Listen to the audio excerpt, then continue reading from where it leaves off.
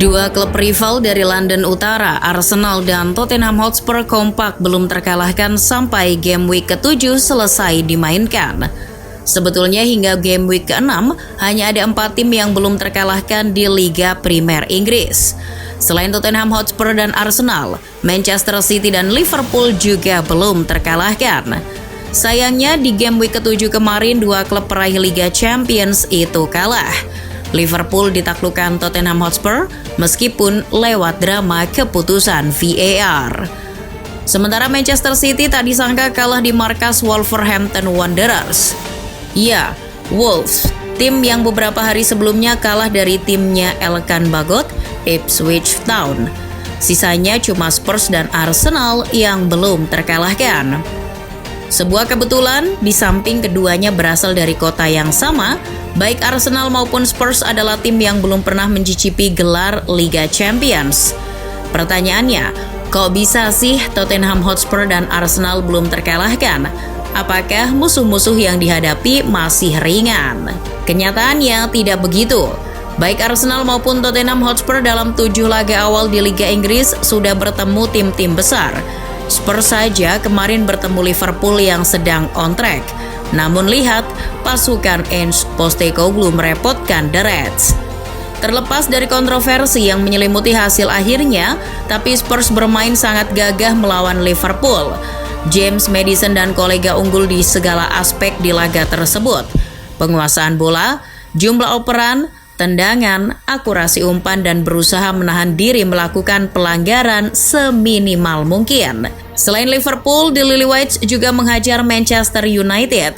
Peraih gelar Liga Inggris terbanyak itu dibikin seperti klub divisi non-league berhadapan dengan Tottenham Hotspur. Betapa tidak, Spurs menang meyakinkan 2-0 atas United. Arsenal juga kebagian menghabisi Manchester United.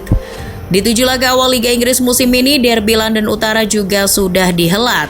Menariknya, di laga tersebut kedua tim seolah-olah memperlihatkan bahwa merekalah penguasa Liga Inggris. Skor imbang 2-2 menjadi hasil akhir yang fair bagi keduanya. Arsenal dan Tottenham Hotspur sampai pekan ke-7 juga memiliki catatan yang hampir identik. Kedua tim baru menang 5 kali dan menorehkan hasil seri 2 kali. Namun untuk urusan mencetak gol, The Gunners masih ketinggalan dari The Lilywhites. Spurs mencetak 17 gol dalam 7 laga Premier League, kalau di rata-rata 2 gol dalam 1 laga. Sementara itu Arsenal baru mengemas 15 gol saja dari 7 pertandingan Liga Inggris. Meski Tottenham unggul dalam mencetak gol, tapi kebobolan mereka lebih banyak dari Arsenal. 8 gol sudah bersarang ke gawang Spurs dalam 7 laga Premier League. Pasukan Arteta sejauh ini lebih baik dengan hanya kebobolan 6 gol dari 7 laga. Hanya 1 gol lebih banyak dari jumlah kebobolan Manchester City. Kedua tim juga menaruh perwakilannya di jajaran top skor Premier League sementara. Spurs tentu saja dengan Son Heung-min yang sampai pekan ke-7 hanya kalah 2 gol dari Erling Haaland. Di tempat lain, Bukayo Saka yang mencetak 4 gol juga masuk jajaran top skor. Well, apa sih yang bikin kedua tim ini masih belum terkalahkan?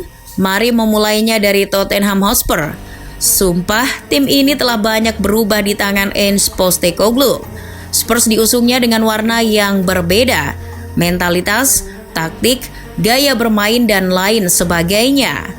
Kalau dibilang Spurs bermain atraktif di tangan Ange, bisa jadi iya, tapi sebetulnya tidak atraktif banget.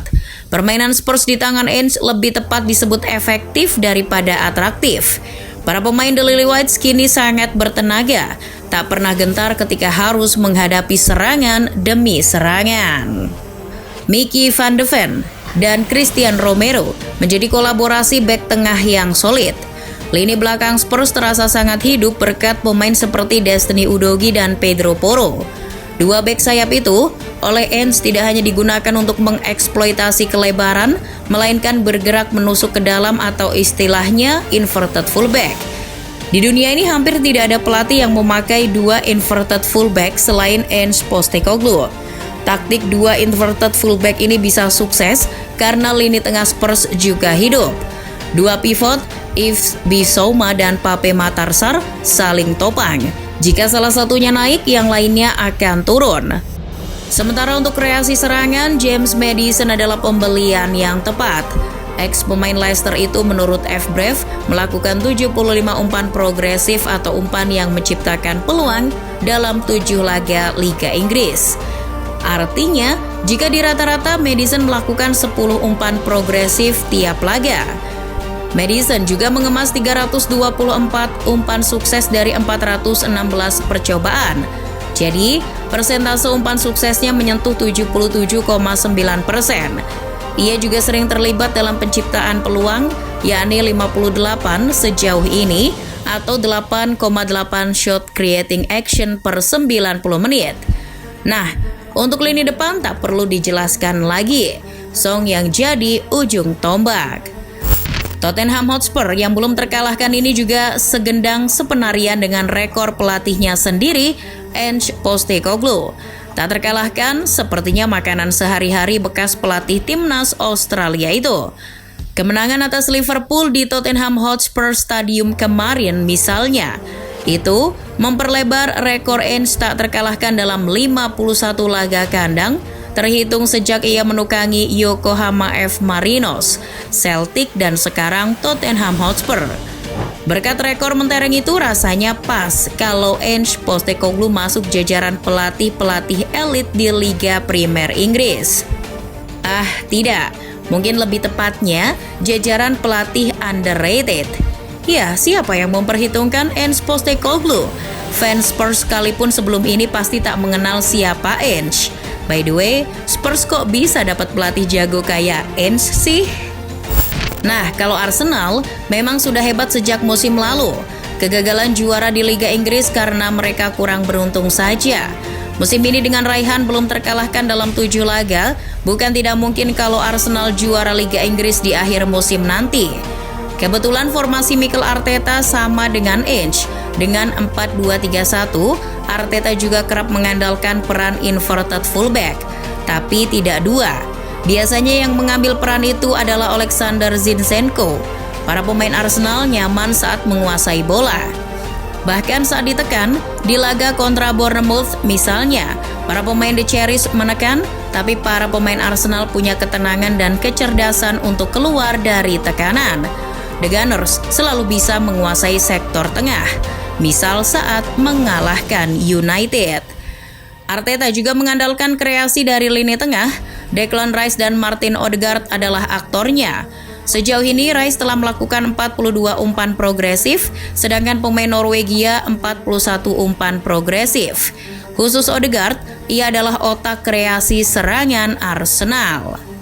Rekan senegara Haaland itu selalu terlibat dalam penciptaan gol dan peluang.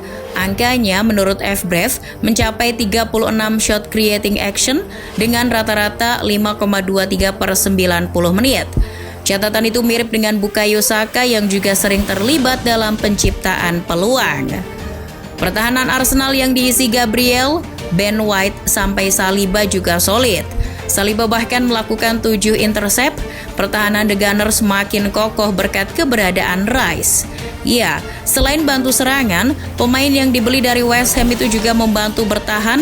Menurut FBref, Rice mengemas 10 intercept dan 15 tackle. Omong-omong, sebagai pengingat saja, terakhir kali Spurs tak terkalahkan dalam 7 laga awal adalah musim lalu. Dan di akhir musim, The Lilywhites justru terlempar dari 5 besar. Bahkan tidak lolos ke kompetisi Eropa manapun. Sementara itu, ini adalah pertama kalinya Arsenal tidak terkalahkan dalam 7 laga awal Premier League sejak musim 2004-2005. Terakhir kali The Gunners tidak kalah dalam 7 pertandingan awal, mereka berhasil menjadi runner-up di akhir musim. Jadi, apakah kedua tim akan tetap konsisten? Konsisten memang perkara yang sulit. Tapi melihat jadwal, di pekan berikutnya Arsenal sudah ditunggu Manchester City. The Citizens tim tangguh, tapi mereka sedang gontai tanpa Rodrigo. Namun, masalahnya Arsenal tak pernah menang menghadapi City di Liga Inggris musim lalu, sekalipun itu di markasnya sendiri. Akan tetapi mengingat mereka sudah mengalahkan City di Community Shield, rasanya masih ada harapan. Sementara Pasukan Ange Postecoglou yang tidak bermain di Eropa akan melawat ke markas Luton Town. Tak perlu dijelaskan, memenangkan laga itu mutlak bagi Spurs.